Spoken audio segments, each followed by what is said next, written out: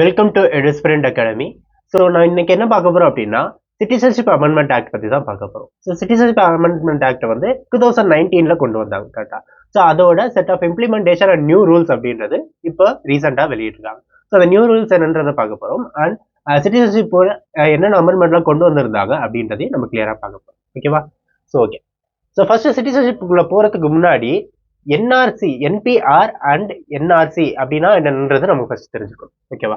So national population register அப்படின்றது ஒன்றும் இல்லை, சிம்பிளா சொல்லணும் அப்படின்னா நம்ம இந்தியாவில் யாரெல்லாம் இருக்காங்க அப்படின்றதுக்கான ஒரு பதிவு அப்படின்றது தான் நேஷனல் பாப்புலேஷன் ரெஜிஸ்டர் அப்படின்றது. ஓகேவா? ஸோ இந்த நேஷனல் பாப்புலேஷன் ரெஜிஸ்டர்ல யாரெல்லாம் கன்சிடர் பண்ணப்படுவாங்க அப்படின்னா, ஒரு நிமிஷம்.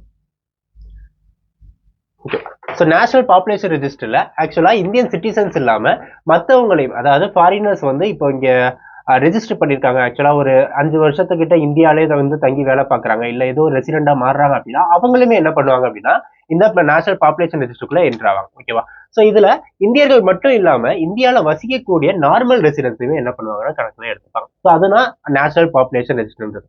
ஸோ இதுக்கு இந்தியாவோட சிட்டிசனா இருக்கணும் அப்படின்றது அவசியம் கிடையாது. ஸோ இதுதான் நேஷனல் பாப்புலேஷன் ரெஜிஸ்டர். ஸோ இது ஓவராலா இந்தியாவில் பாப்புலேஷன் எவ்வளவு இருக்கு அப்படின்றத காட்டும். ஸோ அதனாலதான் நம்ம நேம்லயே பாத்தீங்கன்னா நேஷனல் பாப்புலேஷன் ரெஜிஸ்டர் அப்படின்றது இருக்கு. ஸோ ஓகேவா? உங்களுக்கு கொஸ்டின்ல ஒருவேளை நேஷனல் பாப்புலேஷன் ரெஜிஸ்டர்ன்றது இந்தியன் சிட்டிசன்ஸை மட்டும் தான் கன்சிடர் பண்ணுவாங்க அப்படின்றது உங்களுக்கு ஸ்டேட்மெண்டா இருந்தது அப்படின்னா அந்த ஸ்டேட்மெண்ட் ராங்கா தான் இருக்கும். ஓகேவா? ஸோ அப்போ நேஷனல் பாப்புலேஷன் ரெஜிஸ்டர்னா என்னன்னு சொல்லிட்டு யூஸ்வல் ரெசிடென்ஸா இருப்பாங்க. ஸோ யூஸ்வல் ரெசிடென்ஸ்னா இந்தியாவை ஒரு மையமா வச்சுக்கிட்டு இவங்க மற்ற வேலைகளை பண்ணிட்டு இருக்காங்க, இல்லை ரொம்ப நாளா இந்தியாவில் வசிக்கக்கூடியவங்க தான் வந்து யூஸ்வல் ரெசிடென்ஸ். ஓகேவா? ஸோ இதை யார் ப்ரிப்பேர் பண்ணுவானா? லோக்கல். ஸோ வில்லேஜ் லெவல்ல தான் இந்த ப்ரிப்பரேஷன் அப்படின்னு பண்ணுவாங்க. ஸோ சென்சஸ் எடுக்கும்போது வந்து கணக்கு பண்ணுவாங்க இல்லையா? ஸோ அந்த மாதிரி வில்லேஜ் லெவல்ல இருக்கிறவங்க தான் இந்த டேட்டாஸை கலெக்ட் பண்ணுவாங்க. ஓகேவா? ஸோ இந்த எந்த ஆக்ட் கீழே இதை கொண்டு வராங்க அப்படின்னா சிட்டிசன்ஷிப் ஆக்ட் 1955 கீழே தான் இதை கொண்டு வந்தாங்க. ஓகேவா? ஓகே. இப்போ national register of citizen, NRC அப்படின்றத நான் பார்த்தோம். ஓகே. என்பிஆர் அப்படின்றது யார் யாரெல்லாம் இந்தியாவில் இருக்காங்க அப்படின்றது தெரிஞ்சு. ஓகேவா? ஸோ என்ஆர்சி அப்படின்றது என்னன்னா அதுல யாரெல்லாம் இந்தியன் சிட்டிசன்ஸ் அப்படின்றத பாக்குறது தான் வந்து என்ஆர்சியோட ஒரு நோக்கம். ஓகேவா? ஸோ சிட்டிசன்ஸ்னா என்ன? அவங்களுக்கு ஒரு ப்ரூஃப் இருக்கும். இவரே இந்தியா சிட்டிசன், ஆதார் கார்டா இருக்கலாம், இல்லை ஓட்டர் ஐடியா இருக்கலாம், இல்ல பாஸ்போர்ட்டா இருக்கலாம். ஸோ இதெல்லாமே வச்சிருந்தா என்ன ஒரு இந்தியன் சிட்டிசன் அப்படின்றதுக்கான அங்கீகாரம் பெற்றவர்கள் அப்படின்றது அர்த்தம். ஓகேவா? ஸோ அப்போ என்பிஆர்ல இருக்கிறவங்க யாரெல்லாம் இந்தியன் சிட்டிசன்ஸா இருக்காங்க அப்படின்றதுக்கான ரெஜிஸ்டர் தான் என்ன? National register of Indian citizen. So இதுவுமே எந்த ஆக்ட் கீழே வருது? சிட்டிசன்ஷிப் ஆக்ட் கீழே தான் வருது. ஓகேவா? ஸோ இதுதான் ரெண்டு வித்தியாசம். ஓகே. என்பிஆர்ல யாருமே வருவா, சிட்டிசன்ஸும் வருவாங்க, அது இல்லாம நார்மல் ரெசிடென்ஸும் வருவாங்க. ஸோ ஆனா என்ஆர்சில யார் மட்டும் தான் வருவானா? சிட்டிசன்ஸ் மட்டும் தான் வருவாங்க. ஓகேவா? ஸோ உங்களுக்கு ஸ்டேட்மெண்ட்ல என்ஆர்சில சிட்டிசன்ஸ் மட்டும் தான் இன்க்ளூட் ஆயிருப்பாங்க அப்படின்னு ஸ்டேட்மெண்ட்ல இருந்ததுன்னா அந்த ஸ்டேட்மெண்ட் என்னவா தான் இருக்கும்? கரெக்டா தான் இருக்கும். ஓகேவா? ஓகே. இந்த ஃபார்மேட் எப்படி பண்ணுவாங்க? யாரெல்லாம் சிட்டிசன்ஸ், யாரெல்லாம் சிட்டிசன்ஸ் இல்லைன்னு எப்படி முடிவு பண்ணுவாங்க அப்படின்றதுக்கான ப்ரொசீஜர் தான் எடுத்து பார்க்க. ஓகேவா? ஸோ என்பிஆர் அப்படின்றது நார்மலா என்ன சொல்றேன், லோக்கல் வில்லேஜ் பஞ்சாயத்துல என்ன கணக்கெடுத்து கொடுத்துருவாங்க. ஓகேவா? ஸோ அதை யாருக்கு அனுப்புவாங்க? வெரிஃபிகேஷனுக்காக என்ஆர்சிக்கு அனுப்புவாங்க. ஸோ என்ஆர்சில என்ன பண்ணுவாங்க அப்படின்னா சிட்டிசன்ஷிப் வச்சிருக்கவங்க அவங்களுக்கான ப்ராப்பர் ப்ரூஃப் வச்சிருக்காங்களா அப்படின்றத செக் பண்ணுவாங்க. ஓகேவா? ஸோ அதை செக் பண்ணிட்டு சிட்டிசன்ஸா இல்லையா அப்படின்றது கொடுப்பாங்க. ஸோ அது ரெண்டா பிரியும். ஒன்னு சிட்டிசன்ஸ்னா ஆமா இவங்கள்ட்ட ப்ராப்பர் ப்ரூஃப் இருக்கு, ஸோ இவங்க சிட்டிசன்ஸ் தான் அப்படின்றத சொல்லுவாங்க. ஸோ ஒருவேளை சிட்டிசன்ஸ் இல்லைனா டவுட்ஃபுல் சிட்டிசன் அப்படின்னு வச்சிருப்பாங்க. ஓகேவா? ஸோ டவுட்ஃபுல் சிட்டிசன்னா அவங்கள்ட்ட ப்ராப்பரான எந்த ஒரு ஆதாரமும் இல்லை, எந்த ஒரு ப்ரூஃபும் இல்லை அப்படின்றது தான் இது இம்ப்ளிமெண்ட் பண்ணும். ஓகேவா? ஓகேவா?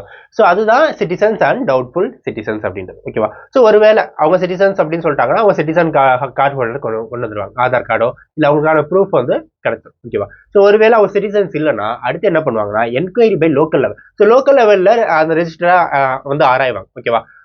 லைக் பஞ்சாயத்து தலைவரோ இல்லை வந்து விஏஓவோ என்ன பண்ணுவாங்கன்னா உங்களுக்கான ப்ரூஃபை வந்து சரி பார்ப்பாங்க. ஸோ சரி பார்த்து யார் சிட்டிசன் இல்லைன்றது அவங்க தனியாக ஒரு லிஸ்ட் ரெடி பண்ணுவாங்க. ஸோ அதுல உங்க ஓகே இவங்க சிட்டிசன் தான், ரொம்ப நாளா இங்கே தான் இருக்காங்க, அவங்களுக்கு சிட்டிசன்ஷிப் கொடுத்துடலாம் அப்படின்னு விஏஓ சைன் பண்ணிட்டாரு அப்படின்னா அது என்ன ஆயிடுவாங்க? அவங்க சிட்டிசன்ஷிப்குள்ள இன்க்ளூட் ஆயிடுவாங்க. ஓகேவா? ஸோ ஒருவேளை அவர் எக்ஸ்க்ளூட் பண்ணிட்டாருன்னா அவருக்கான சிட்டிசன்ஷிப் அப்படின்றது ரினை பண்ணப்படலாம். பட் இதோட நின்றுமா? இல்லை. ஸோ அவங்க என்ன பண்ணலாம்னா அடுத்த கட்டத்துக்கு மூவ் பண்ணலாம். ஸோ அடுத்த கட்டத்துக்கு அப்பீல் பண்ணி அவங்க என்ன பண்ணலாம்னா தாலுக் ரெஜிஸ்டர்ல போய் ரெஜிஸ்டர் பண்ணலாம். ஸோ தாலுக் ஆஃபீஸ்ல போய் எனக்கு வந்து சிட்டிசன்ஷிப் வேணும், நான் வந்து விஏஓ வந்து எனக்கு ரிஜெக்ட் பண்ணிட்டாரு, ஆனாலுமே நான் இந்தியன் சிட்டிசன் தான், எனக்கு சிட்டிசன்ஷிப் வேணும் அப்படின்றத அவங்க சொல்லலாம். ஸோ அடுத்து என்ன, தாலுக் லெவல்ல அவங்க மூவ் பண்ணலாம். ஸோ அப்போ தாலுக் லெவல்ல என்ன ஆகும், அவங்க அகெயின் அதை இன்க்ளூட் பண்ணலாம், அப்படின்னா எக்ஸ்க்ளூட் பண்ணலாம். இன்க்ளூட் பண்ணிட்டாங்கன்னா அவங்க சிட்டிசன்ஷிப்குள்ள வந்துருவாங்க. எக்ஸ்க்ளூட் பண்ணிட்டாங்கன்னா ஸோ அப்பயுமே அவங்களுக்கு என்ன இருக்கு, மறுபடியும் அவங்க அப்ஜெக்ஷன் சொல்லலாம், ஸோ இல்லாட்டி கரெக்ஷன் வேணா பண்ணலாம், இல்லாட்டி கிளைம்ஸ் பண்ணலாம். ஸோ இதெல்லாமே என்ன பண்ணலாம், அவங்களுக்கான வாய்ப்பா இருக்கும். ஓகேவா? ஸோ இல்ல நீங்க சொன்னது தப்பு, நான் இந்தியன் சிட்டிசன் தான், மறுபடியும் எனக்கு மறாய்வு பண்ணுங்க, ஸோ என்கிட்ட ப்ரூஃப் இல்லைனாலுமே நான் இந்தியன் சிட்டிசன் தான், நான் ப்ரூஃப் வாங்க தெரியல எனக்கு. ஸோ நிறைய பேருக்கு பாத்தீங்கன்னா ரொம்ப வந்து வில்லேஜ் ரூரல்ல இருப்பாங்க. ஸோ அவங்களுக்கு இந்தியாவில் என்னெல்லாம் நடக்குதுன்றதே அவங்களுக்கு தெரியாம இருக்கும். ஃபார் எக்ஸாம்பிள் ட்ரைப்ஸ் எடுத்துக்கலாம். ஸோ ட்ரைப்ஸ்க்குலாம் பாத்தீங்கன்னா இந்தியாவில் இப்படி ஒரு கட்டமைப்பு இருக்குன்றதே நிறைய பேருக்கு தெரியாது. கரெக்டா? ஸோ அவங்கள்ட்ட போய் நீங்க இந்தியன் சிட்டிசன் இல்ல அப்படின்னு நம்ம சொல்ல முடியாது. கரெக்டா? ஸோ அதை அவங்க ப்ரூவ் பண்ணணும் இல்லையா? ஸோ இல்ல நான் இந்தியன் சிட்டிசன் தான், எனக்கான இது உரிமை எனக்கு வேணும் அப்படின்றது தான் அவங்க மறுபடியும் கேட்பாங்க. ஸோ அப்ஜெக்ஷன் டிஸ்போசல் ஸோ இதெல்லாமே நடக்கும். ஸோ மறுபடியும் என்ன பண்ணலாம், தாலுகா ஆஃபீஸ்லேயே அவங்க முறையிட்டு மறுபடியும் என்ன பண்ணலாம்னா அவங்க அந்த சிட்டிசன்ஷிப்காக கொண்டு வரலாம். ஓகேவா? ஸோ அகைன் அது இன்க்ளூட் ஆனால் அவங்க சிட்டிசன்ஷிப்ல வந்துருவாங்க. அப்படி இல்லைன்னா இன்க்ளூட் ஆனாலும் மறுபடியும் அப்பீலுக்கு அவங்க என்ன பண்ணலாம், டிஸ்ட்ரிக்ட் ரெஜிஸ்டர் கிட்ட போகலாம். ஓகே, ரெஜிஸ்டர் ஆஃபீஸ் உங்களுக்கு வந்து வில்லேஜ் லெவலில் இருக்கும், சாரி பிளாக் லெவலில் இருக்கும் அண்ட் டிஸ்ட்ரிக்ட் லெவலில் இருக்கும். Sub register and main register office இருக்கும். ஸோ அதில் நீங்கள் என்ன பண்ணலாம், அடுத்து டிஸ்ட்ரிக்ட் லெவலில் இருக்க ரெஜிஸ்டர் ஆஃபீஸ்க்கு நீங்கள் போய் மறுபடியும் என்ன பண்ணலாம், எனக்கு சிட்டிசன்ஷிப் வேணும் அப்படின்றத நீங்கள் சொல்லலாம். ஓகேவா? ஸோ அப்போ அது என்ன ஆகும், அகைன் அவங்க இன்க்ளூட் பண்ணலாம், எய்தர் ரிஜெக்ட் பண்ணுறோம். ஓகேவா? ஸோ இதுக்கப்புறம் நம்ம கான்ஸ்டியூஷன்லையும் சரி இல்லை நமக்கு கொடுத்துருக்க ஆக்ட்லையுமே சரி, ஒருவேளை டிஸ்ட்ரிக்ட் லெவல்லையுமே உங்களை வந்து ரிஜெக்ட் பண்ணிட்டாங்க அப்படின்னா அதுக்கு மேலே ஹைகோர்ட்டுக்கு போகலாமா இல்லை ஃபாரின் கோர்ட்டுக்கு போகணுமா? ஃபாரின் கோர்ட்னா ஃபார் எக்ஸாம்பிள் வந்து இன்டர்நேஷனல் கோர்ட்ஸ்லாம் இருக்கு இல்லையா? ஸோ அதெல்லாமே என்னன்னா ரெஃப்யூஜிஸ்லாம் இருக்காங்க அப்படின்னா அவங்களுக்கான உரிமையை மீட்டு தர்றதுக்கு நம்ம என்ன யூஎன் இல்லாட்டி இன்டர்நேஷனல் கோர்ட் அந்த மாதிரியான விஷயங்கள்ல போய் நம்ம வந்து முறையிடலாம். ஓகேவா? ஸோ ரெஃப்யூஜிஸ் அப்படின்னா அகதிகளா வராங்க அப்படின்னா, இப்போ பங்களாதேஷ்ல இருந்து இந்தியாவுக்குள்ள ஒருத்தவங்க வராங்க அப்படின்னா அது என்னவா மாறிதான், இரு நாடுகளுக்கு இடையான பிரச்சனையா மாறுது. ஸோ அதை நீங்க என்ன பண்ணலாம்னா இன்டர்நேஷனல் கோர்ட்ல போய் பண்ணிக்கலாம். ஸோ இந்த மாதிரியான ப்ராப்பரான ஒரு கட்டமைப்பு அப்படின்றது இது வரைக்கும் இல்லை. ஸோ டிஸ்ட்ரிக்ட் லெவல்லையுமே என்ன ரிஜெக்ட் பண்ணிட்டாங்கும் போது நான் அதை மேல்முறையீடு பண்ணலாமா அப்படின்றதுக்கான ப்ராப்பரா நமக்கு இல்லை. ஸோ கடைசியா நமக்கு சட்டத்துல கொடுத்துருக்க வரைக்கும் எதுல தான் இருக்கு, டிஸ்ட்ரிக்ட் ரெஜிஸ்டர் வரையும் நம்ம போய் அப்பீல் பண்ணலாம் அப்படின்றதான் இருக்கு. ஸோ இப்படிதான் என்ன பண்ணலாம்னா ஒருத்தவங்க ஒரு சிட்டிசன்ஷிப்பை கிளைம் பண்ணலாம். ஸோ அக்கார்டிங் டு நான் இதெல்லாம் யாருக்காக சொல்றேன் அப்படின்னா, ஒருவேளை எனக்கு சிட்டிசன்ஷிப் இல்லை, நான் வேற நாட்டுல இருந்து ஒரு அகதியா நான் இங்க வரேன், இல்லாட்டி வேற நாட்டுல இருந்து சிட்டிசன்ஷிப் கோரி நான் இங்க வரேன்னா இவங்களுக்கான வழிமுறை இதுவா தான் இருக்கும். ஓகேவா? ஸோ நெக்ஸ்ட் நம்ம என்ன பார்க்க போறோம் அப்படின்னா சிஏஏ. ஓகேவா? 2019ல பெரும் சர்ச்சையை ஏற்படுத்துறதுன்னு சொல்லலாம், இல்லைன்னா நிறைய வந்து டவுட்ஸை கிரியேட் பண்ண ஒரு சட்டமாகவும் எது இருந்ததுன்னா சிஏஏ இருந்தது. ஓகேவா? ஸோ அந்த சிஏஏல என்னெல்லாம் சொல்லியிருக்காங்க அப்படின்றத நம்ம பார்க்கலாம். ஓகேவா?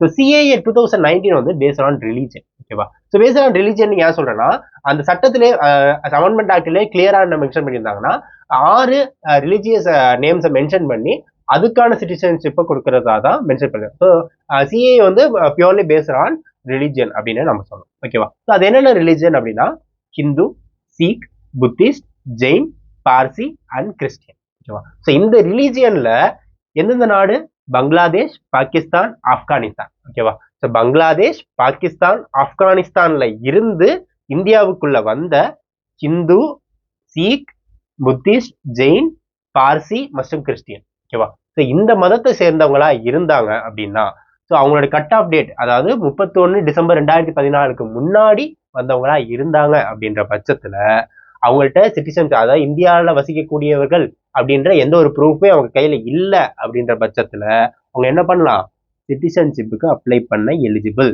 அப்படின்னு சொல்றதுதான் என்ன சிஏஏ 2019 அப்படின்றது. ஓகேவா? குடியுரிமை திருத்த சட்டம் 2019 இதான் சொல்லுது. ஓகேவா? ஸோ ஆக்சுவலா என்னன்னா குடியுரிமை அப்படின்றது நமக்கு 5 வழிகள்ல வழங்கப்படும். ஓகேவா? ஸோ அதுல இப்ப நீங்க புலம்பெயர்ந்து வரீங்க, அதாவது மைக்ரன்ஸா இருக்கீங்க, ஏதாவது மற்ற நாட்டுல இருந்து இந்தியாவுக்கு வந்து குடியேறி வரீங்க அப்படிங்கும் போது உங்களுக்கு என்ன, நீங்க இதர் விமான வழியா வரலாம், இல்ல ட்ரெயின் ரூட்ஸ் வழியா வரலாம். ஸோ பார்டர் எப்படி இருந்தாலும் கிராஸ் பண்ணி தான் வருவீங்க. ஸோ நான் வந்து பங்களாதேஷ்ல இருந்து இந்தியாவுக்கு வரேன்னா நான் மோஸ்ட்லி என்ன பண்ணுவேன், ரோட் ரூட்ஸ் தான் யூஸ் பண்ணுவேன். கரெக்டா? ஸோ அப்படி யூஸ் பண்ணும்போது நீங்க என்ன பண்ணலாம்னா உங்களோட பாஸ்போர்ட், அதாவது பங்களாதேஷோட உரிமை எப்படியும் உங்களுக்கு இருந்திருக்கும். ஓகேவா? ஸோ அதை காட்டிட்டு தான் நீங்க என்ன பண்ணுவீங்க, இந்தியாவுக்குள்ள வருவீங்க. ஓகேவா? ஸோ இப்படி வரும்போது என்ன ஆகுனா ஆட்டோமேட்டிக்கா நீங்க இந்த இடத்துல இருந்து வந்திருக்கீங்க, இங்க போக போறீங்க அப்படின்ற கம்ப்ளீட் டீடைல்ஸ் யாருக்கு வந்துடும், இந்திய அரசாங்கத்துக்கு வந்துடும். ஓகேவா? ஸோ ஒருவேளை நீங்க வந்து பார்டர் ரூட்ஸை யூஸ் பண்ணாம நீங்க குறுக்கு வழியில், ஏன்னா பங்களாதேஷ் அண்ட் இந்தியாவோட பார்டர் பாத்தீங்கன்னா ஃபுல்லாவே வந்து காடுகள் சார்ந்தும் மலைகள் சார்ந்துமே இருக்கும். ஸோ அதனால இல்லீகலா வரதுக்கான அதிக வாய்ப்பு இருக்க பார்டர்ஸ் பாத்தீங்கன்னா பங்களாதேஷ் பார்டர் அப்படின்னு சொல்லுவோம். ஓகேவா? ஸோ இந்த பார்டர்ஸ்ல வரவங்க எதர் ஆத்த கடந்து வருவாங்க, இல்லாட்டி வந்து காடுக்குள்ள ஊடுருவி வருவாங்க. ஸோ இப்படிலாம் வரும்போது என்ன ஆகுது அப்படின்னா, ஆட்டோமேட்டிக்கா அவங்க எங்கேருந்து வந்தாங்க, எங்க போய் வசிக்கிறாங்க அப்படின்ற எந்த ஒரு டீட்டெயிலுமே யார்கிட்ட இல்லைன்னா இந்திய அரசாங்கத்துக்கிட்ட இல்லை. ஓகேவா? ஆனா அவங்க எங்கதான் இருக்காங்க, இந்தியாவுக்குள்ளதான் இருக்காங்க. ஸோ அப்போ இந்தியாவுக்குள்ள இருக்கிறவங்களுக்கான டேட்டாவே நம்மள்ட்ட இல்லை அப்படின்ற போதுதான் என்ன பண்றாங்க, அரசாங்கம் இப்படி ஒரு சட்டத்தை கொண்டு வராங்க. ஓகேவா? ஸோ அதுல அவங்க சொல்லியிருக்கிறது தான் என்ன, இல்லீகல் மைக்ரன்ஸ் அப்படின்றது தான். ஓகேவா? ஸோ லீகல் மைக்ரன்ஸுங்கிறது நம்ம வந்து எல்லா ஒரு ப்ரூஃபையுமே காட்டி நான் இந்த இடத்துல இருந்து வரேன், இந்த இடத்துக்கு போறேன் அப்படின்றது சொல்றவங்க லீகல் மைக்ரன்ஸ்.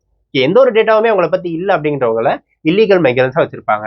ஸோ அந்த இல்லீகல் மைக்ரன்ஸ்ல இருக்கிறவங்க ஹிந்து, சீக்கியர்கள், புத்திஸ்ட், ஜெயின், பார்சி, கிறிஸ்டியனி மதத்தை சேர்ந்தவங்களா இருந்தீங்க அப்படின்னா நீங்க என்ன பண்ணலாம், சிஏஏ அப்ளை பண்ணலாம். ஓகேவா?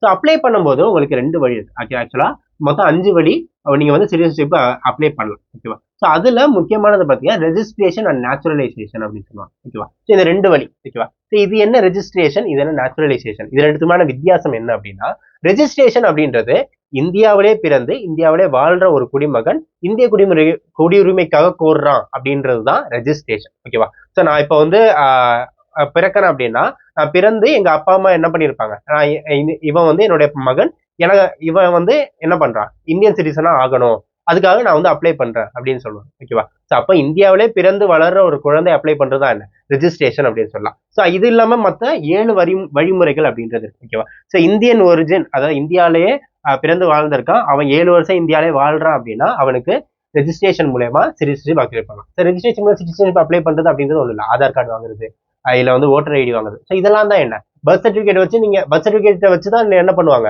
உங்களுக்கு 10th மார்க் ஷீட்டா இருக்கட்டும், அடுத்து வந்து ஆதார் கார்டா இருக்கட்டும், எல்லாமே வந்து பர்த் சர்டிபிகேட்டை பேஸ் பண்ணி தான் உங்களுக்கு கொண்டு வந்திருப்பாங்க. இல்லாட்டி ஸ்கூல்ல சேர்த்ததை வச்சுதான் பேஸ் பண்ணிருப்பாங்க. ஸ்கூல்லயுமே எப்படி சேர்ப்பாங்க, பர்த் சர்டிபிகேட் இருந்தாலும் ஸ்கூல்லயுமே சேர்ப்பாங்க. ஸோ இதெல்லாமே என்ன, உங்களுக்கு லிங்க் பண்ற ஒரு விஷயம். ஓகேவா? ஸோ இது மூலியமா உங்களுக்கு சிட்டிசன்ஷிப் அப்ளை ஆகுது அப்படின்னா, ஸோ அதுதான் என்ன, ரெஜிஸ்ட்ரேஷன் மூலியமா நீங்க வந்து சிட்டிசன்ஷிப்பா வாங்குறது அப்படின்னா. ஓகேவா? ஸோ அப்படி இந்தியா வம்சாவளியை சேர்ந்தவங்க 7 வருஷம் இந்தியாவில வாழ்ந்திருந்தாங்கன்னா என்ன பண்ணலாம், ஸோ அவங்க ரெஜிஸ்ட்ரேஷன் மூலமா இந்திய குடியுரிமை கோரலாம். ஸோ நெக்ஸ்ட் பாத்தீங்கன்னா Indian origin deciding outside the undivided India. So அப்ப இந்தியா வந்து அன்டிவைடட், அதாவது சுதந்திரம் வாங்கும் போது பாகிஸ்தான், பங்களாதேஷ் எல்லாமே இந்தியாவோட தான் இருந்தது. ஸோ அன்டிவைடட் இந்தியால இந்தியர்கள் வந்து வாழ்ந்துருந்தாங்க, அதாவது பாகிஸ்தான்ல வாழ்ந்திருந்தாங்க அப்படின்னா அவங்களும் என்ன பண்ணலாம், ரெஜிஸ்ட்ரேஷன் மூலியமா அப்ளை பண்ணலாம். ஓகேவா?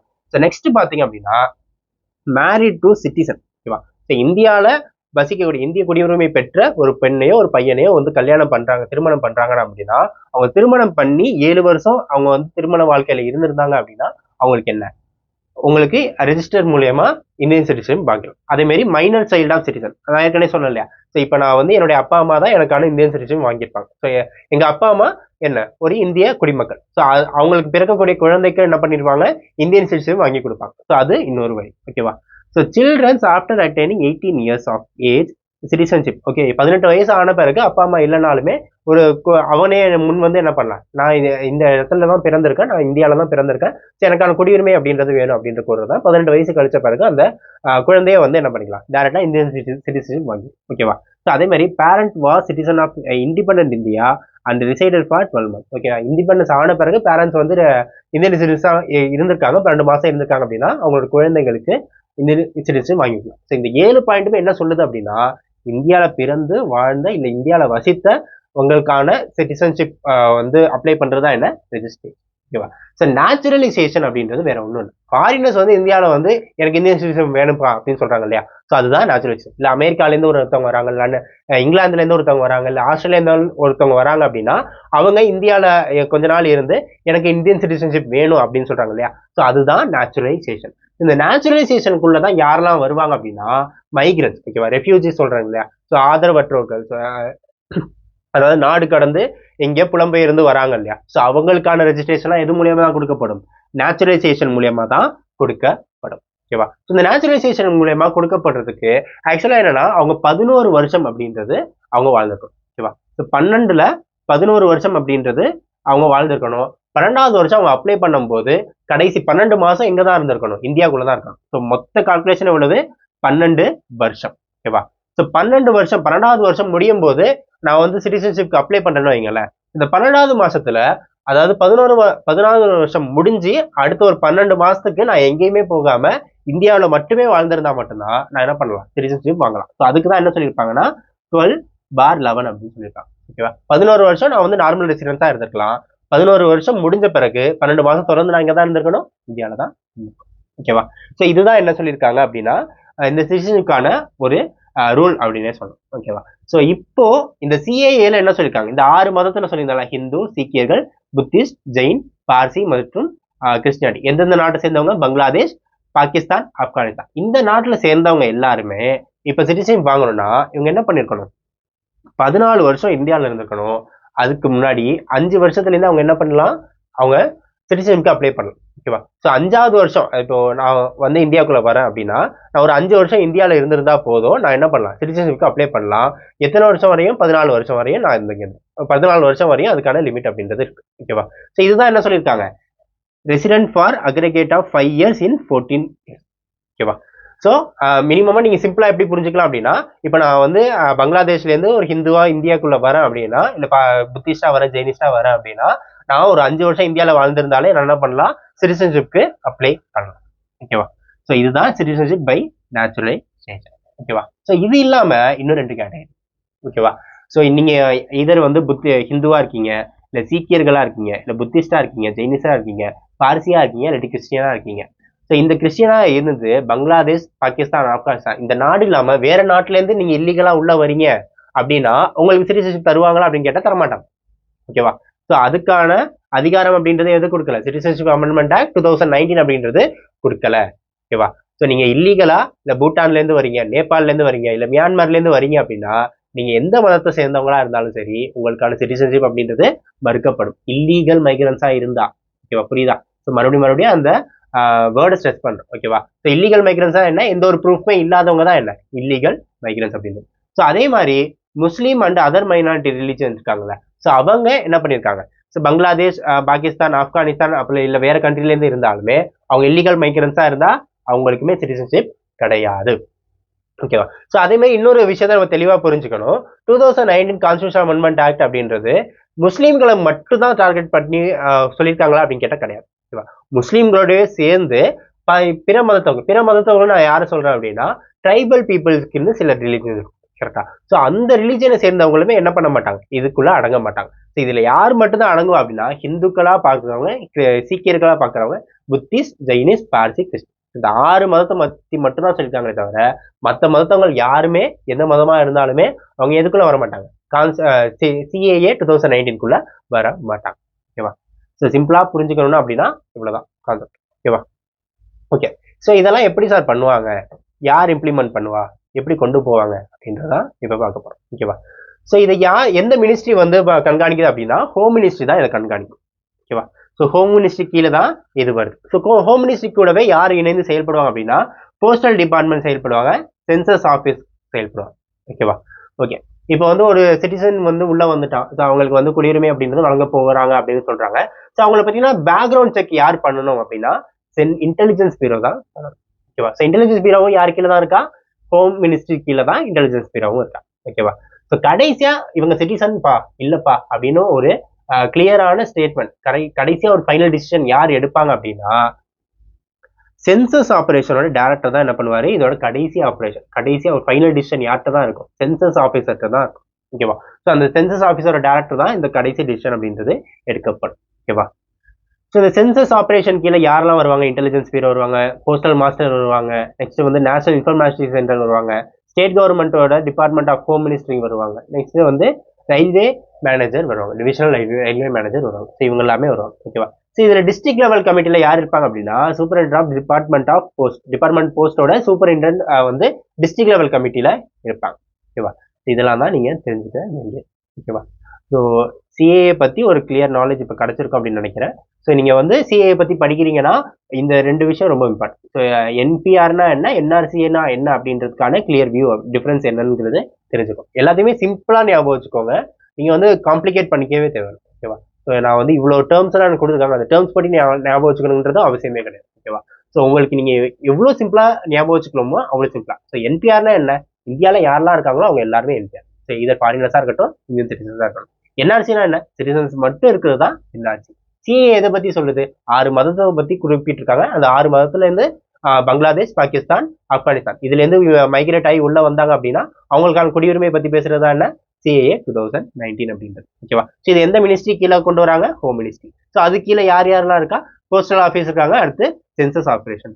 ஓகேவா? ஸோ இவங்கெல்லாம் தான் என்ன பண்ற போறாங்க, இந்த சிட்டிசன்ஷிப்பை பத்தி மேக் பண்ண போறாங்க. ஓகேவா? ஸோ இவ்வளவுதான் விஷயமே. ஓகேவா? ஸோ இதை நீங்க சிம்பிளா ஒரு ஞாபகம் வச்சுக்கிட்டாலே போதும். ஓகேவா? ஸோ இந்த கொஸ்டினை ட்ரை பண்ணி பாருங்க. Consider the following statement about the citizenship amendment 2019. Okay. The Muslims of Pakistan, Bangladesh and Afghanistan can never acquire Indian citizenship either by naturalization or registration. So Pakistan, Bangladesh மற்றும் ஆப்கானிஸ்தான் முஸ்லிம்கள் குடியுரிமை அல்லது பதிவு மூலம் இந்திய குடியுரிமை பெற முடியாது அப்படின்னு. ஓகேவா? ஸோ மறுபடியும் ஸ்ட்ரெஸ் பண்ண விஷயம் என்ன, இல்லீகல் மைக்ரன்ஸ். ஓகேவா? பங்களாதேஷ், பாகிஸ்தான், ஆப்கானிஸ்தான்ல இருந்து ஒரு முஸ்லீம் வந்து இந்தியாவுக்குள்ள வந்து இந்திய குடியுரிமை வாங்கவே முடியாதான்னு கேட்டா வாங்க முடியாதெல்லாம் கிடையாது. ஓகேவா? ஸோ அவங்க லீகல் மைக்ரன்ஸா இருந்தாங்க, அதை எல்லா ப்ரூஃபையும் வச்சிருந்து இந்தியாவுக்குள்ள வராங்க அப்படின்னா அவங்க என்ன பண்ணிக்கலாம், ஆட்டோமேட்டிக்கா இந்தியன் சிட்டிசன்ஷிப் வாங்கிக்கலாம். ஓகேவா? ஸோ எந்த ஒரு வழிமுறையை யூஸ் பண்ணியுமே முஸ்லீம்கள் சிட்டிசன்ஷிப் வாங்க முடியாதுன்றது கிடையாது.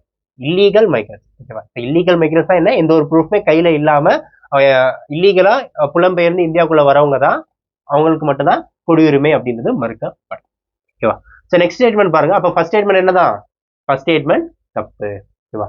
So Hindus, Christian, Sikhs of the countries other than Pakistan, Bangladesh, Afghanistan in terms of illegal migrants the citizenship can be denied அப்படின்ட்டு. ஸோ இதுல பாருங்க, பாகிஸ்தான், வங்கதேசம் மற்றும் ஆப்கானிஸ்தான் தவிர மற்ற நாடுகளின் இந்துக்கள், கிறிஸ்தவர்கள், சீக்கியர்கள் சட்டவிரோதமாக குடியேறியவர்களின் குடியுரிமை மறுக்கப்படலாம். ஸோ அதுதான் என்ன பார்த்திருந்தோம், இந்த பாயிண்ட் பார்த்திருந்தோம் இல்லையா? ஸோ ஹிந்துக்களா இருந்தாலும் சரி, சீக்கியர்களா இருந்தாலும் சரி, அந்த 3 நாடுகள், அதாவது பாகிஸ்தான், பங்களாதேஷ், ஆப்கானிஸ்தான் இருந்து வராம பிற நாடுகள்ல இருந்து வந்தாங்க அப்படின்னா அவங்க இல்லீகல் மைக்ரன்ஸா இருந்தா என்ன பண்ணலாம், அவங்களோட குடியுரிமை அப்படின்றது ரத்து செய்யப்படலாம். ஸோ அதுதான் என்ன சொல்லியிருக்காங்க, இந்த ஸ்டேட்மெண்ட்லயும் சொல்லியிருக்காங்க. So again illegal migrants. So ஸ்டேட்மெண்ட்டை நம்ம கிளியரா பார்த்துட்டு தான் நம்ம டிசைட் பண்ணணும். ஓகேவா? ஸோ அப்போ இந்த ஸ்டேட்மெண்ட் என்னதான் கரெக்ட் தான். அப்போ இந்த கொஸ்டினுக்கான ஆன்சர் என்ன, நமக்கு என்ன கேட்க, which of the above statement is are correct அப்படின்னு தான் கேட்க, எது கரெக்ட் அப்படின்றத கேட்டிருக்காங்க. அப்போ எனக்கு என்ன, செகண்ட் ஸ்டேட்மெண்ட் மட்டும் தான் கரெக்ட், ஆப்ஷன் பி தான் என்னுடைய ஆன்சர்.